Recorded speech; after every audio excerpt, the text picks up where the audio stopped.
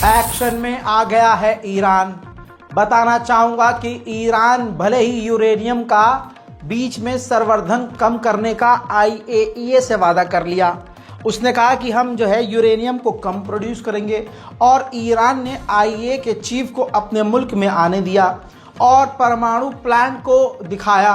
उन्होंने पूरी रिसर्च करी और ओके की रिपोर्ट जारी कर दी। भाई ईरान जो है सही काम कर रहा है, लेकिन जैसे ही IAEA के चीफ ईरान से बाहर निकले, वहीं पर गिरगिट की तरह रंग बदल दिया। न जाने फिर क्या रिपोर्ट जारी करी, जिसके बाद यूरोप ने IAEA की मदद से ईरान के ऊपर पाबंदी लगा दी कि भाई ये यूरेनियम का संवर्धन ज़्यादा कर रहे हैं।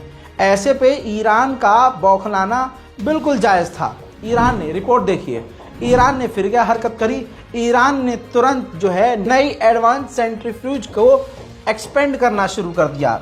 बहुत आसान शब्द में क्लियर कर दूं, ईरान ने परमाणु बनाने में जिन केमिकल और जिन चीज़ों का इस्तेमाल होता है उसको भारी मात्रा में बनाना शुरू कर दिया।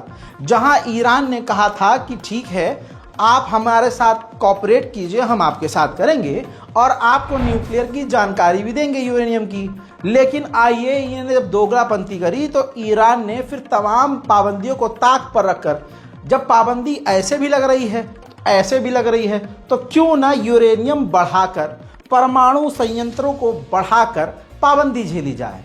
ईरान की इस स्ट्रेटजी ने अमेरिका और यूरोप के मुंह पर तमाचा जड़ दिया है। मेरे दोस्तों, नॉर्वे के अंदर अमेरिका की एम्बेसी है।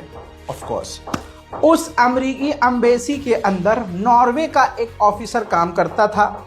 उसको नॉर्वे ने गिरफ्तार किया है अमेरिका की एम्बेसी से, जो नॉर्वे में है।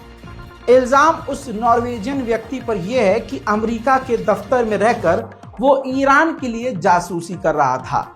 ईरान बिल्कुल मोसाद के स्टाइल में काम कर रहा है और ईरान की ये स्ट्रेटजी काफ़ी खतरनाक साबित हो रही है। ICC पर ईरान के आर्मी चीफ कमांडर का बयान आया है।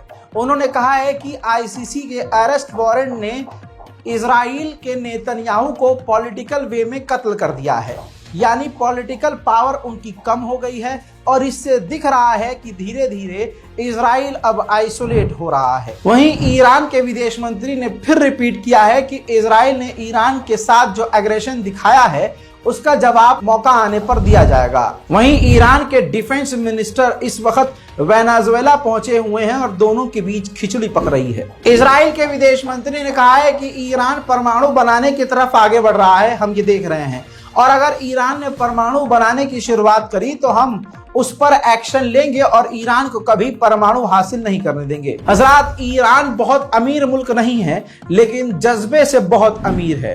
ताज़ा तरीन तस्वीर, इस महीने में ये दूसरी तस्वीर आपको दिखा रहा हूँ। ईरान में जगह जगह कैंप लगे हुए हैं और ईरान की आम जनता अपनी चीजों को बेचकर पैसा इकट्ठा कर रही है, डोनेट कर रही है गाजा, फिलिस्तीन और लेबनान के लिए। मैं तमाम उन कट्टरवादियों से ये कहना चाहता हूं जो भारत, पाकिस्तान और बांग्लादेश में रहते हैं, जो शिया समुदाय से नफरत करते हैं, कि देखिए, लेबनान और फिलिस्तीन में शिया नहीं है, ना के बराबर हैं, लेकिन अपने बड़े भाइयों के लिए अपनी ज्वेलरी, अपना सोना चांदी जेवर बेचकर, गिरवी रख कर, या उन्हें ही सोना चांदी को ही डोनेट कर रही हैं महिलाएं ईरान की, लाइन लगाकर, कि गाजा, लेबनान और फिलिस्तीन में उनको मदद पहुंचाई जा सके। ये होते हैं असली मुसलमान। अरब के कई सारे देश मिलकर सऊदी अरब से प्रेशर में कह रहे हैं और जबरदस्ती करके कह रहे हैं, जोर देकर, कि अब डोनाल्ड ट्रंप यानी मोहम्मद बिन सलमान का बेस्ट फ्रेंड अमेरिका की पावर में आ गया है।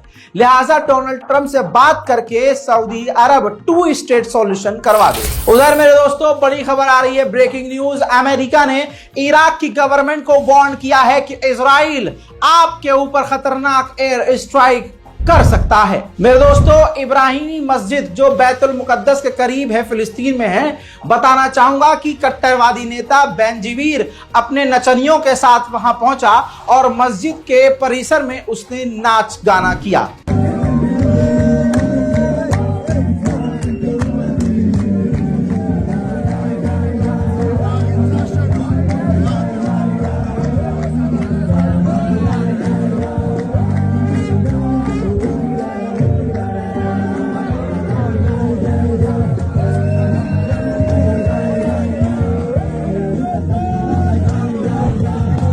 इजराइल एक खुफिया एजेंसी बनाने वाला है, वो एजेंसी नेतन्याहू की गुलामी करेगी, नेतन्याहू के लिए काम करेगी और नेतन्याहू के इशारे पर वो खुफिया एजेंसी काम करेगी। इजराइल के अखबारों ने मान लिया है कि इजराइल की जो महिला सेटलमेंट मिनिस्टर है, कब्जा करने वाली मिनिस्टर भी है इजराइल में भाई साहब, लेकिन फिर भी दुनिया को इजराइल बहुत बढ़िया लगता है। सेटलमेंट मिनिस्टर को, महिला मिनिस्टर को माना है इजराइल के अखबार ने कि इजराइल के सैनिक चुपके से अपने साथ गाजा के अंदर लेकर गए थे और उन्होंने इसकी पड़ताल करी और यह पता लगाया, वो महिला जो गई थी, कि कहां तक हम कब्जा करके इजराइल के लिए और इजरायलियों के लिए मकान बना सकते हैं। उधर तुर्की के विदेश मंत्री ने फिलिस्तीन अथॉरिटी के पीएम से, यानी प्राइम मिनिस्टर से, फिलिस्तीन के प्राइम मिनिस्टर से सीज फायर को लेकर बात की है। मेरे दोस्तों, कनाडा की एक राइटर हैं, आपके सामने ये वही महिला हैं जिनका नाम मैडलिन थीन है। इन्होंने नेशनल प्राइज जीता $25,000 का और इन्होंने तुरंत वो $25,000 फिलिस्तीन और लेबनान की ऑर्गेनाइजेशन को, यानी फिलिस्तीन चिल्ड्रंस रिलीफ फंड और लेबनीज रेड क्रॉस को डोनेट कर दिया है। इजराइल लेबनान में हर तरफ बमबारी कर रहा है। लेबनान के समंदर में भी इजराइल ने बमबारी करके 2 लेबनीज मछुआरों को कत्ल कर दिया है। बर्तानिया के पूर्व प्रधानमंत्री इसकी पार्टी ने एक मैप दिखाया है, यह है वो मैप। इस मैप के अंदर वेस्ट बैंक, सीरिया का कब्जा किया हुआ गोलान हाइट और तो और गाजा के इलाके को इजराइल का हिस्सा दिखाया है। अमेरिका की दादागिरी यह है कि अगर उसके साथी भी अमेरिका की बात ना माने तो ये अपनी औकात उसे भी दिखा देते हैं। अमेरिकी सेनेटर ने लाइव इंटरव्यू में बोला है कि अगर हमारे साथी जर्मनी, फ्रांस, ब्रिटेन, कनाडा, इन तमाम लोगों ने आईसीसी के आदेश को माना और नेतन्याहू के खिलाफ कोई कदम उठाया तो हम अपने एलाइज के ऊपर पाबंदी लगाएंगे। So to any ally, Canada, Britain, Germany, France, if you try to help the ICC, we're going to sanction you. Well, that means I want every ally, and you saw little Justin in Canada and his position. What should the penalty be? We should crush your economy because we're next.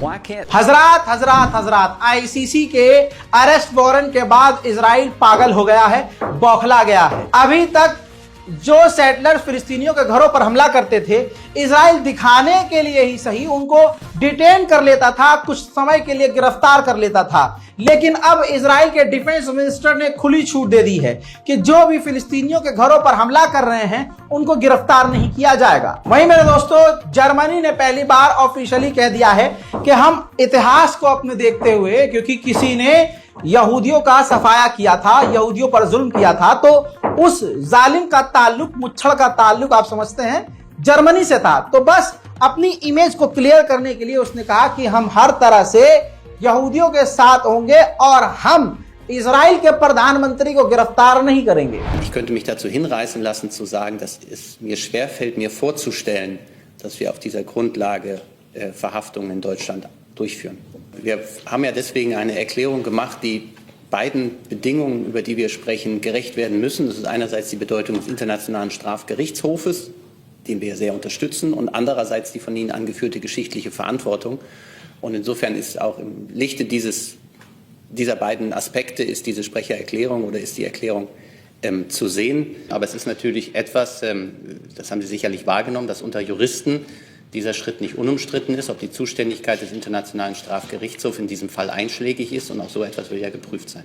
Ist Herr Netanyahu in Deutschland willkommen? Über Reisepläne des israelischen Ministerpräsidenten ist mir nichts bekannt. Ich habe nicht nach einer Reiseplan gefragt, ich habe gefragt, ob er willkommen ist.